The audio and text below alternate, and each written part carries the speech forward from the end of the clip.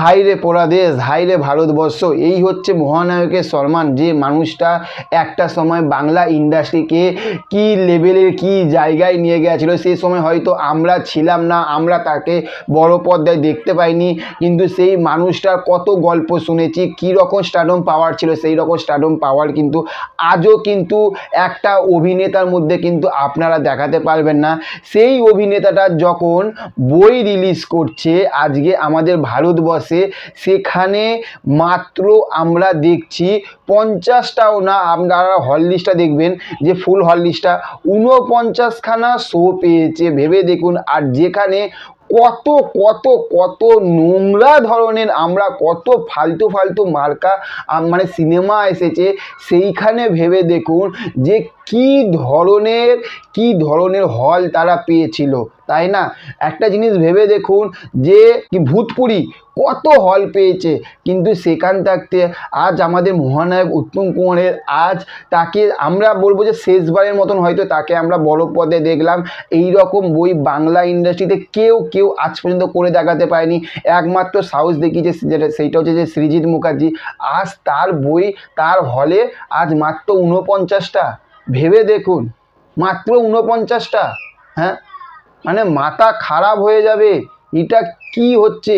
এবার একটা কথা বলবো, এইটা তো গেল একটা দিক, এবার হল মালিকেরা যে হলটাও বাড়াবে সেটাও তো দর্শকের উপরে, তাই না? সানডেতে মানে কালকে দুর্ধর্ষ লেভেলে কিন্তু এই যে অতি উত্তম এই বইটা লোকে দেখতে গেছে, লোকে ব্যাপক লেভেলে দেখতে গেছে, কিন্তু সেটা নিয়ে আমি একটা ভিডিও করেছি। বুক মাই শো খুললে কালকে আমাদের মাথা খারাপ হয়ে যেত, কিন্তু সেখান থাকতে ভেবে দেখুন আস্তে আস্তে আজকে এবং কালকে যে দিনগুলোতে হলের বুক মাই শোয়ে দেখুন যে টিকিটের অবস্থা কি। এবার দর্শক যদি না যায় তাহলে স্বাভাবিক তো হল মালিকেরা হলে কেন বই নিয়ে আসবে, তাই না? আমরা বাঙালি দর্শক, কিন্তু আজ আমরা মুখে বলি মহানায়ক উত্তম কুমার। আমাদের পকেট দিয়ে কি 50টা টাকা 100টা টাকা কি বার করা যেত না যে এই বইটা হলে গিয়ে দেখার জন্য? এই বইটা রিভিউ ভালো আসুক খারাপ আসুক, ভেবে দেখুন তো। আমি যদি ভুল বলে থাকি, আমি হয়তো ভুল বলতেও পারি, আমি যদি ভুল বলে থাকি অবশ্যই কমেন্ট বক্সে জানাবেন। কিন্তু যদি ঠিক বলে থাকি, একটা জিনিস আপনারা একটা চিন্তা ভাবনা করে দেখুন যে এই বইটা কি সত্যি কি হলে গিয়ে দেখা যেত না? ওই জন্য আর যদি মনে হয় যে সত্যি হলে গিয়ে দেখবেন, দেখুন আমাদের কাছে কিন্তু প্রচুর অপশান এসে গেছে। একটা জিনিস ভেবে দেখুন যে নন্দন, রাধা স্টুডিও, এইগুলো তো প্রচুর কম টাকা, 30 টাকা থেকে টিকিট শুরু, আপনারা সেখানে গিয়ে দেখতে পারেন। এবং যে হলগুলো আপনাদের কাছাকাছি রয়েছে, প্লিজ এই মানুষটার বইটা একবার গিয়ে দেখুন।